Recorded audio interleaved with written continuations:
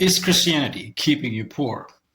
What if the reason why a lot of Christians are broke, professionally underdeveloped, and not really doing well in life in terms of their material, relational, and social expectations and demands, maybe is not due to a lack of faith, but could be possibly due to a consequence of the belief system itself? For example, take a Christian community.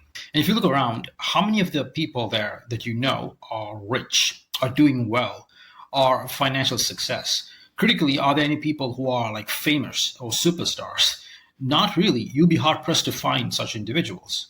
Why is that? This is especially true when it comes to the youth. Okay, a lot of young people who are there, if they're there, they're in need of guidance. But there aren't any solutions. There aren't any systems. A lot of them are just adrift. They are following the procedures, the prayers, the rituals, so to speak.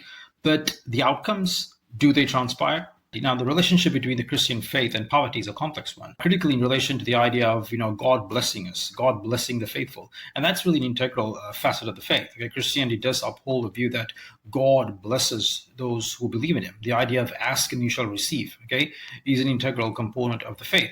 But the problem is this, okay, there isn't a clear system, there isn't a structure, there isn't a framework through which or via which we can ascertain or determine how God provides. Okay, there is an input-output process through which God can make things happen. Okay, that question is left unanswered. Okay, it's an open-ended question that people are sort of have to assume, yeah, God will take care of you, God will provide for you. And that's what the preachers and the ministers and the priests keep telling you.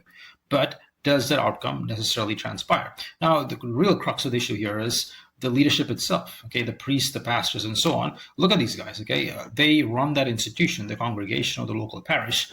But when it comes to the maintenance, when it comes to the activities, when it comes to the governance, okay, they are reliant on you, the faithful, the believer. They need you or us to fund their activities, okay? So the idea that God will provide for you, God will take care of you, God will be there for you to provide for your presumably material needs and wants sort of falls apart when it comes to the institution itself. The institution, ironically, is reliant on the congregation, people who have to go out into the world to work, to learn, to grow, to aspire, to sacrifice, to make something of themselves, and then to give that surplus, the savings, to the congregation. So there is a clear contradiction here. Okay, the people who are preaching trust in God, reliance on God, presumably when it comes to material questions, which is after all the most prominent one, okay, but they themselves are not able to get that benefit from God.